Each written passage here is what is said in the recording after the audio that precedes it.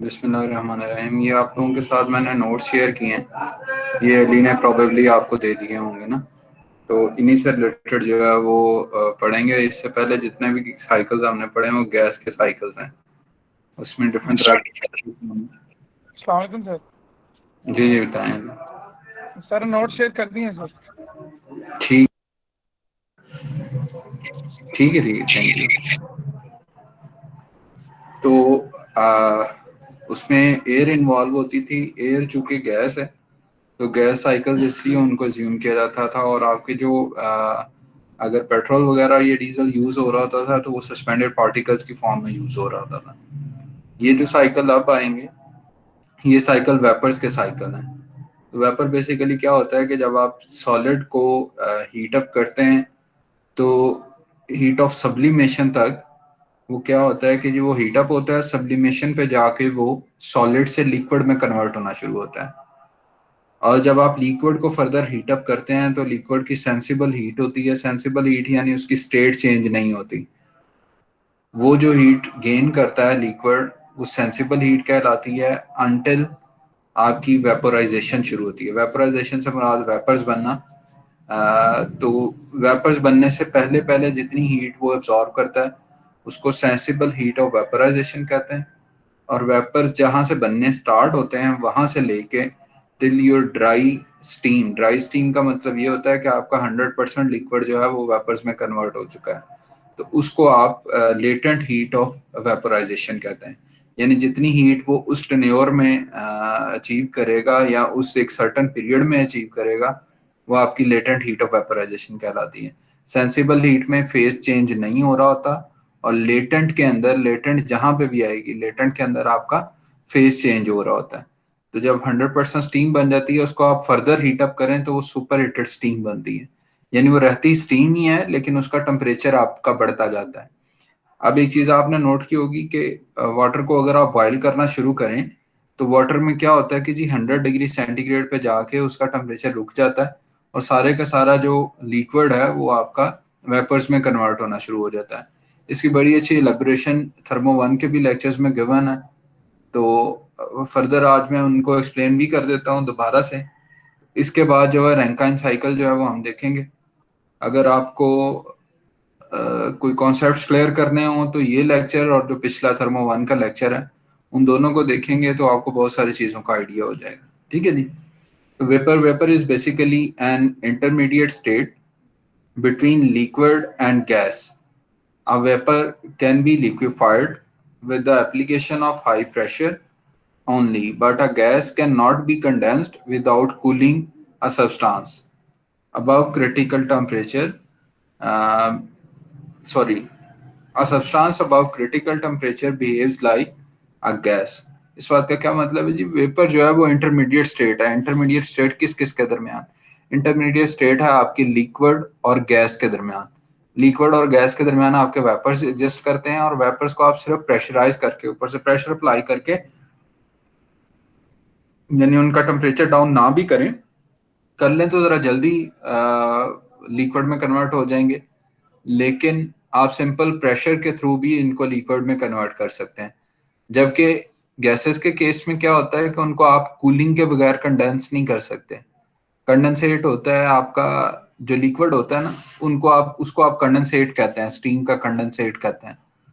तो कंडेंसेशन यही होता है। कंडेंसेशन आपने देखा होगा बाजू का, अगर कोई ठंडी सरफेस हो तो उसकी उस सरफेस की जो मतलब दीवारें होती हैं, वॉल्स होती हैं या टॉप होती है, उसके ऊपर आपके वाटर के ड्रॉपलेट्स बन जाते हैं। वो असल में कंडेंसेशन होती है। एसिस की आपकी जो वायरिंग होती है इसके बाहर कंडेंसेशन आ रही होती है। इसी तरह व्हीकल की डिफरेंट पाइपिंग जो है, जो आपकी वाटर कूलिंग पाइपिंग होती है कॉपर की, उसके ऊपर आपका कंडेंसेट आ रहा होता है, तो वो कंडेंसेशन है। लेकिन आप गैस को कंडेंसेट एक ही फॉर्म में कर सकते हैं और उसके लिए आपका जरूरी है कि आप उसका टेम्परेचर जो है उसको कूल डाउन करें। ठीक है जी। a substance above critical temperature behave like a gas. एक क्रिटिकल टेम्परेचर होता है, क्रिटिकल टेम्परेचर से ऊपर आपकी गैसेस एग्जिस्ट करती हैं।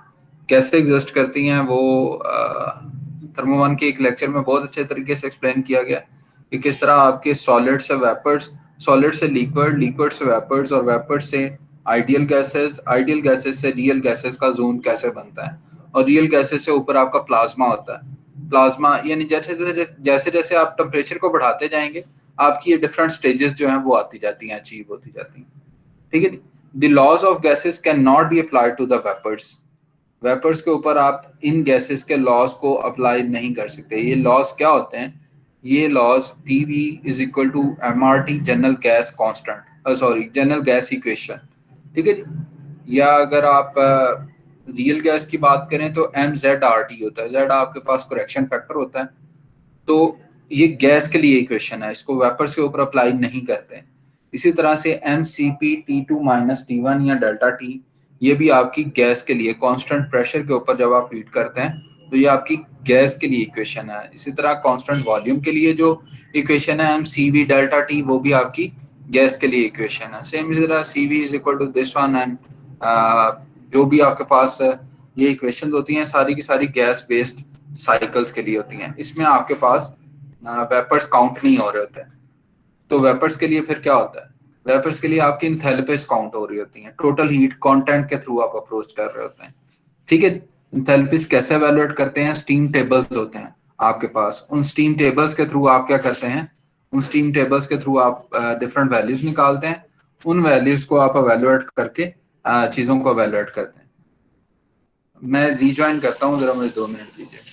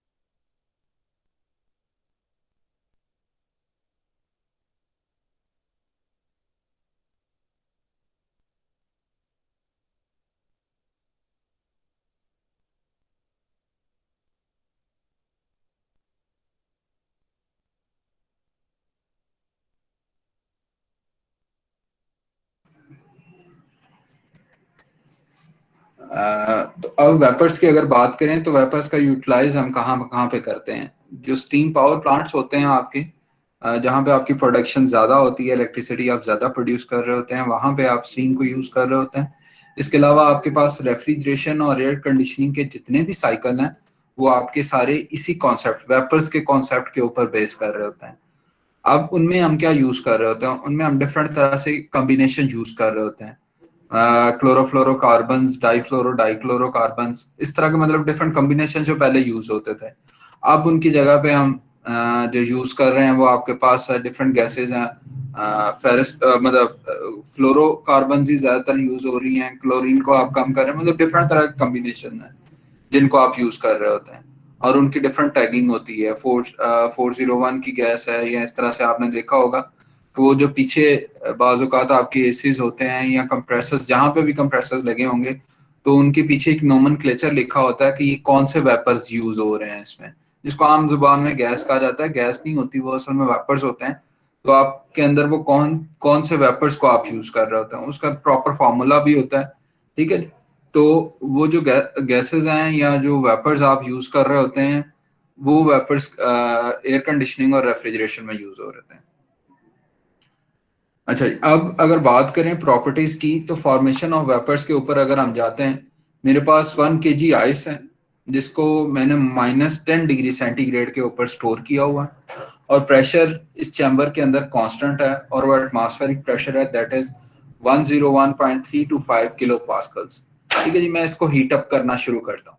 जैसे जैसे मैं हीट अप करूंगा तो आइस क्या होती है? आइस सॉलिड होती है। तो आइस सॉलिड सॉलिड चीज को आप हीट अप करें तो वो इनिशियली एक सर्टेन अमाउंट ऑफ हीट को ऑब्जॉर्ब करती है, उसके बाद उसकी फेज चेंज होना शुरू हो जाती है, आइसा होना शुरू हो जाती है, मेल्ट होना शुरू हो जाती है।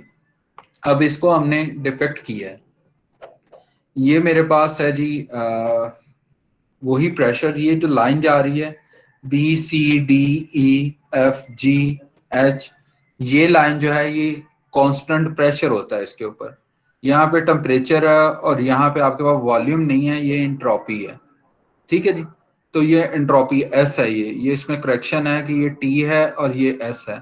तो आपके पास यहाँ पे क्या जा रहा है कि ये जो लाइन आपके पास बन रही है, जो इन पॉइंट्स को मिलाने से बन रही है BCDEFGH, ये आपकी कांस्टेंट प्रेशर की लाइन है। और कांस्टेंट प्रेशर कौन सा प्रेशर है? वो जो प्रेशर हमने इसके बाहर अप्लाई किया हुआ है, जो एटमॉस्फेरिक प्रेशर है। तो हम एटमॉस्फेरिक प्रेशर के ऊपर सारा कुछ एवेल्युएट करने जा रहे हैं। बी से सी क्या है? बी से सी आपके पास जो वाटर है, अगर वॉल्यूम की भी बात करें तो वॉल्यूम का कॉम्बिनेशन भी आप निकाल सकते हैं टेम्परेचर और वॉल्यूम के साथ। इनिशियली जब आप उसको हीटअप करते हैं, क्या नाम है, आइस को हीटअप करते हैं, तो आपके पास वॉल्यूम जो है वो बढ़ना शुरू हो जाता है। वॉल्यूम बढ़ता है बी से सी तक। ठीक है जी। जब आप 0 डिग्री तक पहुंचते हैं तो आपके पास क्या होता है कि ये वाटर है जो इस तरह का बिहेवियर शो करता है। बाकी क्या होगा कि बाकी आप यहाँ पे पहुंचेंगे और लाइन सीधी जाना शुरू होगी, इस तरह से मिलेंगी। लेकिन वाटर के केस में क्या होता है? वाटर के केस में आपके पास ये दोबारा से फ्यूजन का या मेल्टिंग का प्रोसेस होता है, जिसमें आपके पास वॉल्यूम जो है वो डिक्रीज करता है। और वॉल्यूम के डिक्रीज करने से आपके पास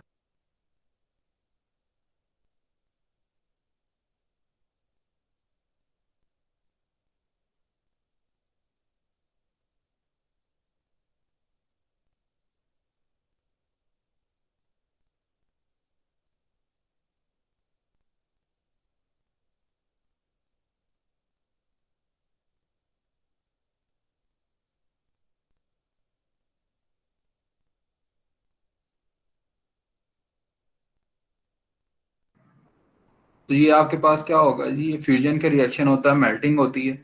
मेल्टिंग होने के दौरान आपका टेम्परेचर कांस्टेंट रहता है, लेकिन आपकी जो आइस होती है वो आपके पास वाटर में कन्वर्ट होना शुरू हो जाती है। तो सी से डी जो है वो फ्यूजन की लाइन है। जब आप पॉइंट डी के ऊपर पहुंचते हैं तो 0 से 4 आपके पास अगेन जो है वो वाटर का कंट्रैक्शन होती है और उसके बाद एक्सपेंशन होना शुरू होती है, यानी वॉल्यूम फिर बढ़ना शुरू हो जाता है। या वाटर, आपकी जो आइस है वो वाटर में कन्वर्ट हो चुकी होती है। वही जो हमने एक सिंपल, आप बड़ी देर से फिनोमेना पढ़ते आ रहे हैं कि 4 डिग्री सेंटीग्रेड के ऊपर जाके वाटर जो है वो जमना शुरू हो जाता है।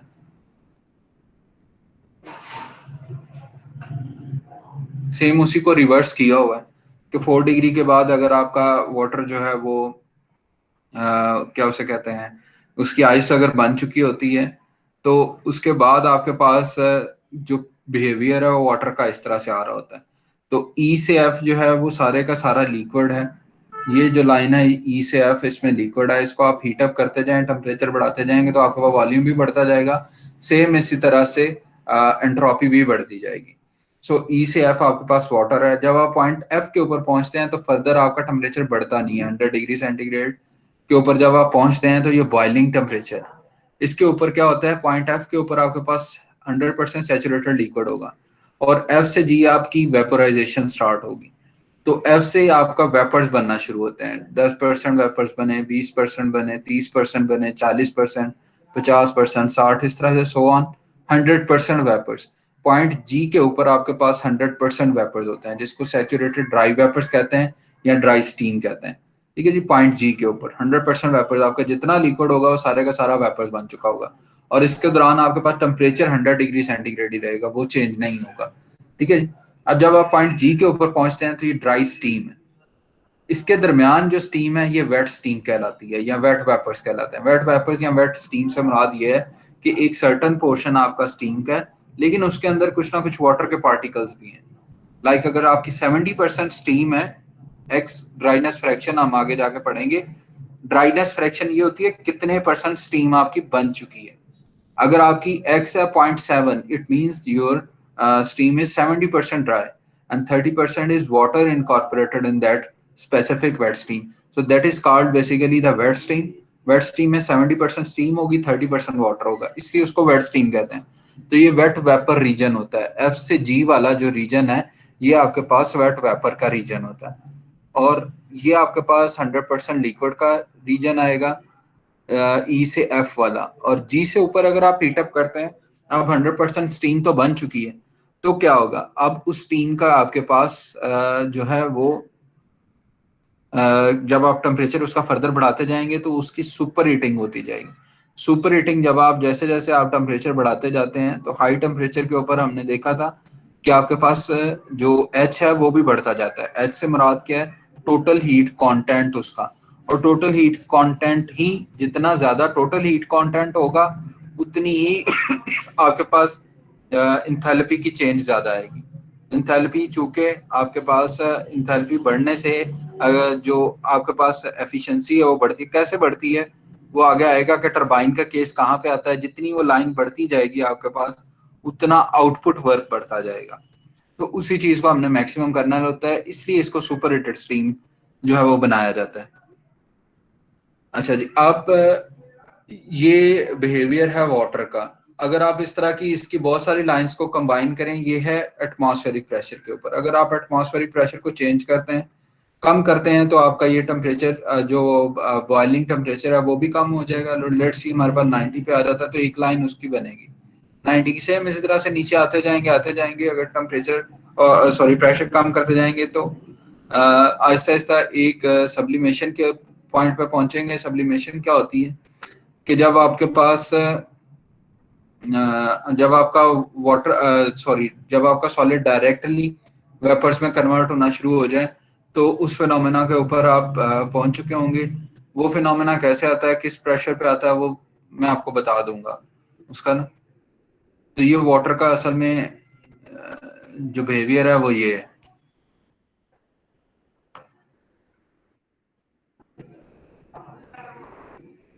अच्छा, ये इसमें कुछ चीजें लिखी हुई हैं, इनको पढ़ लीजिएगा। Latent heat of fusion at 400 degree centigrade volume maximum होता है और डेंसिटी आपकी वॉल्यूम आपका मिनिमम होता है और डेंसिटी आपकी मैक्सिमम होती है। किस तरह से, वॉल्यूम जो है mass per unit volume density आपकी मैस पर यूनिट वॉल्यूम होती है, तो वॉल्यूम अगर आपका मिनिमम होगा तो उस वक्त आपकी डेंसिटी मैक्सिमम होगी। डेंसिटी से मुराद आपका उतना कंटेंट कितना ज्यादा होगा, कितना भारी उस वक्त कोई भी चीज होगी उसको डेंस कह रहे होते हैं। तो डेंसिटी आपकी 4 डिग्री सेंटीग्रेड के ऊपर वाटर की सबसे ज्यादा। Boiling point is related to pressure. It can vary with pressure. मैंने आपको बताया कि प्रेशर अगर आप चेंज करते जाएंगे, हमने प्रेशर जो है वो जो ऊपर प्रेशर उसका थ्रू आउट इस हीटिंग के दौरान हमने प्रेशर रखा है वो एटमॉस्फेरिक प्रेशर रखा है। इसको अगर आप कम करते हैं तो बॉइलिंग टेम्परेचर आपका कम हो जाएगा, अगर आप इसको ज्यादा करते हैं तो बॉइलिंग टेम्परेचर आपका ज्यादा हो जाएगा। ये वही फिनोमेना है जो हमने पहले भी आपने बेसिक क्लासेस में पढ़ा होगा कि प्रेशर कुकर जो है वो क्या काम करता है। अगर आपकी बॉइलिंग मैदानी इलाकों में या जो लैंडस्केप एरियाज होते हैं उनमें कम टेम्परेचर पे होती है, ज्यादा पे होती है, और हिली एरियाज में उसकी वेरिएशन किस तरह से, वो वही रिलेशन है कि आपके पास एक्सटर्नल प्रेशर की चेंज की वजह से आपके पास टेम्परेचर की चेंज आती है, कि टेम्परेचर आपका बॉइलिंग टेम्परेचर जो है वो चेंज हो रहा होता है। बॉइलिंग टेम्परेचर असल में आपने इनसाइड चीज के टेम्परेचर को इतना ज्यादा बढ़ाना होता है कि उसकी जो आपके पास अंदर आपके पास फोर्स लग रही है या प्रेशर क्रिएट हो रहा है वो आपका एटमॉस्फेरिक प्रेशर से मीट करे। यानी आपके पास आउटसाइड जितनी फोर्स लग रही है उतनी ही इनसाइड फोर्स को आपने बैलेंस करके फिर आपकी बॉइलिंग शुरू होती है। ये कॉन्सेप्ट इस तरह से। Saturated liquid, that liquid whose temperature is saturated liquid क्या कहलाता है जी, there temperature that liquid whose temperature is equal to the BP, boiling point. तो बॉइलिंग पॉइंट के ऊपर जब आपके लिक्विड का टेम्परेचर पहुंच जाता है यानी 100 डिग्री सेंटीग्रेड इस केस में, तो वो आपका सैचुरेटेड लिक्विड कहलाता है, जो कि हमारे पास पॉइंट एफ है। Saturated vapour, that vapour whose temperature is equal to BP, but उसकी क्या होगी जी, फेज चेंज होगी, तो वो वेपर आपका सैचुरेटेड वेपर कहलाएगा। Wet vapour is a mixture of saturated liquid plus saturated vapour. तो वेट वेपर्स क्या होंगे, वेट वेपर्स आपका मिक्सचर होगा, उसमें स्टीम भी होगी और उसमें वाटर वेपर्स भी होंगे। Types of vapours, wet vapour, saturated dry vapours और super heated vapours. Super heated vapours का मैंने आपको बता दिया, जब आप ड्राई स्टीम को फर्दर हीट अप करते हैं तो उसकी स्टेट चेंज नहीं होती बल्कि उसके अंदर हीट इनकॉर्पोरेट होना शुरू हो जाती है, तो वो आपकी सुपर हीटेड स्टीम कहलाती है, सुपर हीटेड वेपर्स कहलाते हैं। ठीक है जी।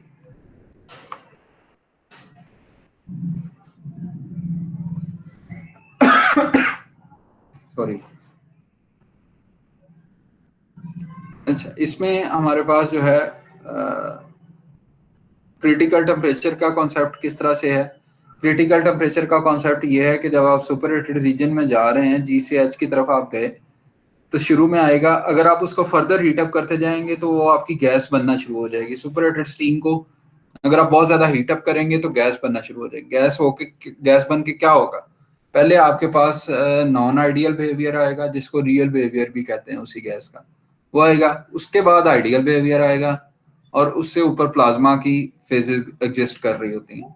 तो ज्यादातर वैसे आपके जो पावर के साइकिल्स हैं वो सुपर हीटेड स्टीम को डील कर रहे होते हैं, उन गैसेस में नहीं लेके जाते। ठीक है जी, वाटर को गैसेस में कन्वर्ट नहीं किया जाता। ठीक, अब वो आइस का एक बिहेवियर है जिसकी वजह से इक्वेटिक लाइफ जो है वो आपकी बैलेंस रह रही होती है। ये आप बहुत दफा पढ़ चुके हैं, इसका पता है आपको। तो टॉप सरफेस के ऊपर आपके पास आइस जम जाती है, नीचे वाटर ही होता है, जिसकी वजह से वो सर्दियों में भी फलां फलां हो जाते हैं, वो बच जाते हैं। तो इस तरह की चीजें हैं। ठीक है जी, ये लिखा हुआ है heat required to change the state.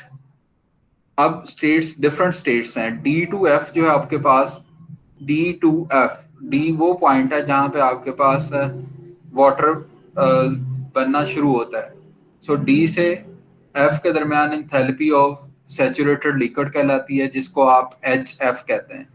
ये वाला जो रीजन है, मैं अगर आपको पिछली साइड से दिखाऊं, पिछली फोटो पे या पिछली पिक्चर में, तो ये आपके पास ये पॉइंट डी है। ये वाटर के केस में आपके पास ये डूम बनता है। अदरवाइज क्या होता है, डी से आपकी डायरेक्ट लाइन मिलेगी एफ के साथ। तो सिर्फ वाटर का एक बिहेवियर ऐसा है जो 4 डिग्री सेंटीग्रेड के ऊपर आपके पास मिनिमम वॉल्यूम देता है। अदरवाइज आपके जितने भी लिक्विड्स होंगे, सॉरी, जितनी भी सब्सटेंसेस होंगी वो डी से डायरेक्ट एफ को कनेक्ट कर रही होंगी। सो डी से एफ तक आपकी क्या कहलाती है, ये आपकी एंथैल्पी ऑफ सैचुरेटेड लिक्विड कहलाती है। या HF, एफ से मुराद फ्लूइड, फ्लूइड से मुराद लिक्विड। तो HF आपके पास एंथैल्पी ऑफ सैचुरेटेड लिक्विड कहलाती है। इस रीजन में आपके पास जब आपने HF निकालनी होगी तो आप इस रीजन को डील कर रहे होंगे। ये वाला जो रीजन है, इस रीजन को आप डील कर रहे होंगे। ठीक है जी। और जब आप F से G की बात करेंगे तो आपके पास F से G में मिक्सचर होता है, वेट स्टीम होती है जिसमें वेपर्स भी होते हैं और आपके पास लिक्विड भी होता है। तो उसको लेटेंट हीट ऑफ वेपोराइजेशन कहते हैं, या इसको HFG कहते हैं। लेटेंट हीट ऑफ वेपोराइजेशन वो हीट है जिसमें आपके पास टेम्परेचर चेंज नहीं हो रहा, बल्कि आपके पास फेज चेंज हो रहा है, लिक्विड से वेपर में कन्वर्ट हो रहा है। ठीक है जी। अब डी से जी जो है ये एंथैल्पी ऑफ सैचुरेटेड वेपर कहलाती है। डी से जी, अगर आप डी से हीटअप करना शुरू करें तो जी तक पहुंचते हुए आपके पास जो एंथैल्पी कहलाएगी वो एंथैल्पी ऑफ सैचुरेटेड वेपर कहलाएगी। और इसको एच जी के साथ शो करते हैं। और एच जी को लिखा कैसे जाता है, H G is basically your H F. दो तरह से आ रही है ना, देखें, अगर पिछले रीजन्स की बात करें तो ये पॉइंट डी से लेके एफ तक आपके पास एच एफ आ गया, और एफ से जी तक आपके पास एच एफ जी आ गया। और अगर मैं डी से डायरेक्ट जी को अप्रोच करना चाहूं तो दो उसमें एंथैल्पीज प्लस होंगी, H F plus H F जी। तो यही कॉन्सेप्ट यहाँ पे बताया गया कि अगर आप डी से जी में डायरेक्ट कितनी आपको हीट रिक्वायर्ड है उस चीज को, या कितनी आपके पास एंथैल्पी आपको रिक्वायर्ड है उस चीज को डायरेक्ट वेपर्स में कन्वर्ट करने के लिए, जिसमें आपके पास पहले वो लिक्विड में कन्वर्ट होगा, वेट स्टीम में कन्वर्ट होगा, फिर ड्राई सैचुरेटेड स्टीम में कन्वर्ट होगा, तो that is equal to H G and that is equal to H F plus H F G. ठीक है जी। और डी टू एच अगर बात करें तो enthalpy of super heated steam कहलाती है, सुपर हीटेड वेपर्स कहलाती है। इसमें क्या होता है कि इसमें आपके पास H that is equal to H F plus H F G S. ये क्या है, sorry, H F G plus H F, sorry, H S, H F plus H F G plus H S. H S आपकी वो steam है जो steam आप super heated steam कह रहे हैं, जितनी या एंथैल्पी वो एंथैल्पी है जो आपकी सैचुरेटेड स्टीम से सुपर हीटेड स्टीम रीजन में जाने के लिए यूटिलाइज हुई है। कैसे, अगर मेरे पास ये पॉइंट एच में यहाँ पे रखता हूँ तो यहाँ से लाइन अगर स्टार्ट करें तो ये एच एफ है, एफ से जी तक, सॉरी, डी से एफ तक आपके पास एच एफ है, एफ से जी एच एफ जी है, और उसके बाद ये वाला जो पोर्शन है जी टू एच, ये आपके पास एच एस है, सैचुरेटेड, जो आपके पास, सॉरी, सुपर हीटेड वेपर की जो स्टीम आपके वो स्पेसिफाइड पोर्शन है एंथैल्पी का, इसको एच एस कहते हैं। तो एच एस अगर आपने निकालनी हो तो ये आपकी किसके इक्वल आ गई, H F plus H F G, that is equal to H G. और ये एस को आप एक्स के साथ शो कर दें, एक्स का मतलब है कि कोई भी एक फेज, मतलब वेरिएबल फेज है, तो H X minus H G is equal to H S. ठीक है जी। तो ये आपके पास कितनी स्टीम आप सुपर रेटेड उस एक पॉइंट पे पहुंचने के लिए आपको कितनी सुपर रेटेड एंथैल्पी रिक्वायर्ड है, ये वो चीज आपको गवर्न करती है। तो वेट स्टीम और wet vapour, it is partially evaporated liquid that contains small particles of saturated liquid in suspension. It is a homogeneous mixture of saturated liquid, droplets, and saturated vapors. The familiar clouds of steam are visible by mixture of water droplets. They contain जो अच्छा ये किस तरह से होता है, आपने बाजू का फ्यूम्स देखे होंगे, वाटर वेपर्स के फ्यूम्स नहीं कर रहे होते हैं। वो फ्यूम्स आपको नजर कैसे आते हैं, वो आपको फ्यूम इसलिए नजर आते हैं, गैस तो आपको नजर नहीं आती लेकिन वेपर्स के फ्यूम्स आपको नजर आते हैं। उसकी वजह ये होती है कि उसके अंदर सर्टन ड्रॉपलेट्स होते हैं लिक्विड के। तो वो लिक्विड के जो ड्रॉपलेट्स हैं उनमें आपके पास रिफ्रैक्शन और डिफ्रैक्शन, जो ये लाइट का फिनोमिना होता है ना, रिफ्रैक्शन और डिफ्रैक्शन का, जब लाइट किसी चीज से टकराती है तो उसके बाद हमें वो नजर आती है। तो ये वही फिनोमिना, वो जो लिक्विड पार्टिकल्स के साथ आपकी लाइट जब स्ट्राइक करती है तो वो आपको विजिबल लगते हैं, इसलिए वो आपको फ्यूम्स नजर आते हैं। उस स्टीम को आप वेट स्टीम कहते हैं। अगर वो नजर नहीं आ रहे तो आपके पास ड्राई स्टीम आ रही होती है, क्योंकि उसमें आपके पास वाटर ड्रॉपलेट ड्रॉपलेट नहीं होते, सारे के सारे वेपर्स होते हैं। ठीक है नहीं। तो dryness fraction of wet steam, dryness fraction क्या होती है? ड्राइनेस फ्रैक्शन आपके पास जितने परसेंट मैस आपकी स्टीम का, लेट्स सी मैंने 1 kg स्टीम ली, उसमें से मेरे पास मैं उसको हीटअप करना, सॉरी मैं 1 kg वाटर लिया, लिक्विड लिया, उसको मैं हीटअप करना शुरू करता हूँ। एक सर्टन पॉइंट के ऊपर मैं जाके देखता हूँ कि उस मिक्सचर में क्या क्या चीजें हैं। तो क्या होगा, वो लिक्विड पार्शियली कन्वर्ट हो चुका होगा गैस में, या गैस ना कहें बल्कि वेपर्स में, और पार्शियली वो ड्रॉपलेट्स होंगे। तो आपके पास एम जी जो है वो मैस ऑफ ड्राई स्टीम होगा, यानी कितने परसेंट, कितना, फर्ज करें मेरे पास 500 ग्राम्स जो है वो आपके पास स्टीम में कन्वर्ट हो चुका है, और 500 ग्राम्स के आपके पास ड्रॉपलेट्स हैं। तो 1 kg में से 500 ग्राम आपके पास स्टीम बन चुकी है, और 500 ग्राम आपके पास वाटर ड्रॉपलेट है। तो अब आपने एक्स कैसे निकालना है, dryness fraction. Dryness fraction is basically ratio between your mass being converted to the steam and your total mass of the steam, total mass of the liquid or steam, whatever the mixture is। तो वो क्या होगा जी, आपकी जितने percent, जितना mess आपका steam में convert हो चुका है डिवाइडेड बाय आपके पास टोटल मैस कितना है मिक्सचर का। मिक्सचर के अंदर लिक्विड भी आएगा और स्टीम भी आएगी, तो M F plus M G denominator आएगा, और न्यूमिनेटर में आपके पास एम जी आएगा, मैस ऑफ ड्राई स्टीम। और एम एफ क्या है जी, mass of saturated liquid droplets in suspension of your mixture. तो अगर आपके पास 0.7 kg एम जी है और एम एफ आपके पास 0.3 kg है, तो आपके पास रिजल्टेंटली जो ड्राइनेस फ्रैक्शन आएगी वो कितनी आएगी जी, वो आएगी आपके पास 0.7 divided by 0.3 plus 0.7, that is 1। तो 0.7 आपके पास ड्राइनेस फ्रैक्शन आती है। It means that your water is 70% converted into steam. तो आपके पास ड्राइनेस फ्रैक्शन फ्रैक्शन हमेशा 1 से कम होती है। तो फ्रैक्शन इसमें, इस केस में ड्राइनेस फ्रैक्शन जो है एक्स आपके पास 1 से कम होगी, यानी 100% स्टीम। 1 का मतलब ये है कि 100% स्टीम बन गई, वो ड्राई स्टीम बन गई, उससे ऊपर आप ड्राइनेस फ्रैक्शन को काउंट नहीं करते, क्योंकि ये तो असल में कॉम्बिनेशन है कि कितनी स्टीम आपकी ड्राई हो चुकी है, यानी कितनी स्टीम बन चुकी है उस वेपर, उस लिक्विड में से कितने वेपर्स बन चुके हैं।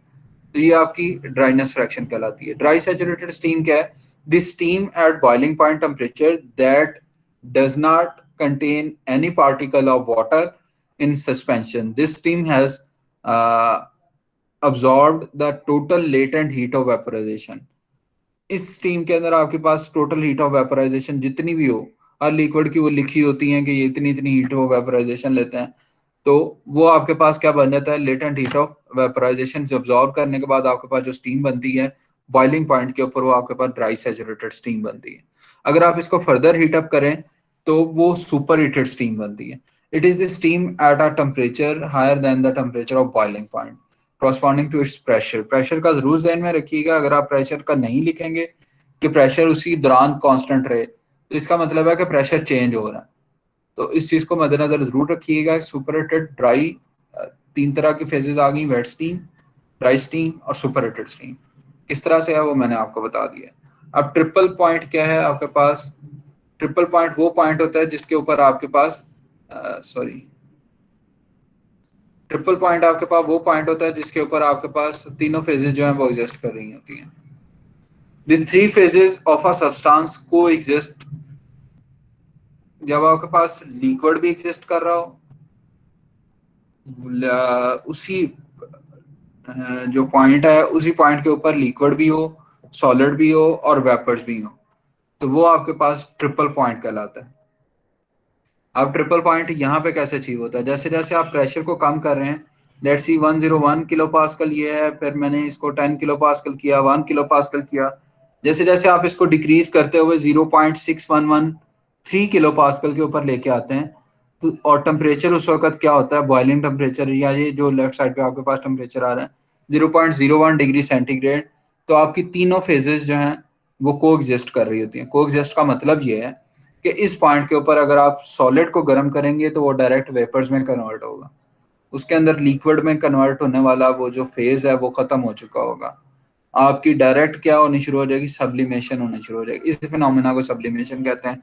ठीक है जी। तो use of triple as a reference state for vapours, कि इस स्टेट से ऊपर ऊपर आपने डील करना होता है। इससे नीचे ले आएंगे तो ज्यादा कूल डाउन करेंगे तो आपके पास कॉम्प्लेक्सिटीज बढ़ती जाएंगी। इसका यूज कहाँ पे होता है? इसका यूज यहाँ पे होता है कि आपने इससे, ये आपकी एक लिमिट है कि इस लिमिट और अपर लिमिट के अंदर अंदर रह के आपने ऑपरेशंस को चलाना होता है।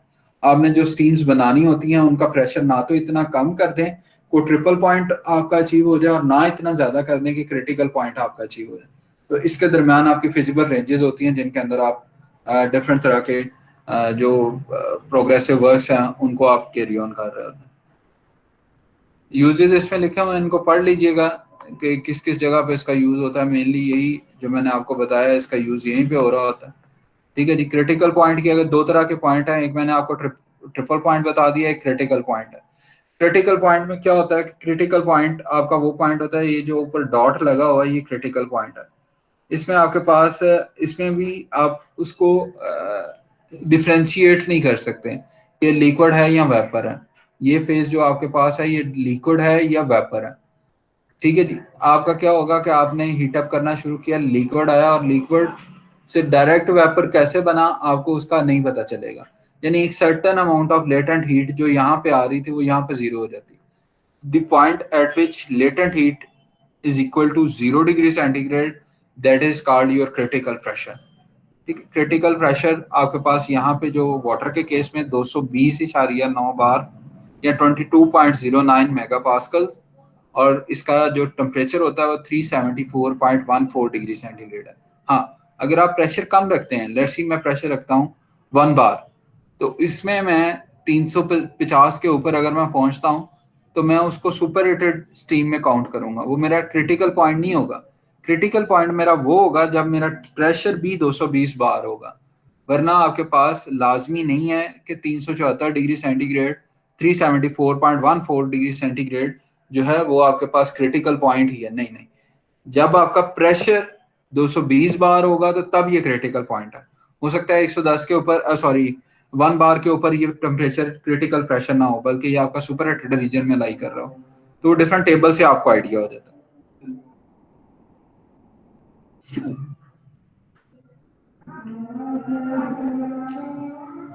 ठीक है जी। तो आज के लिए इतने ही करते हैं। इसमें कोई क्वेश्चन है आपका तो आप वो मुझसे पूछ लें।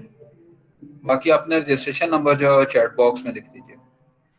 सर ये लास्ट पे जो पॉइंट बताया वो थोड़ा सा रिपीट कर देंगे प्लीज। जी मैं करता हूँ। सर ये 220 बार वाला जो उनसे बताया ना प्रेशर का, ये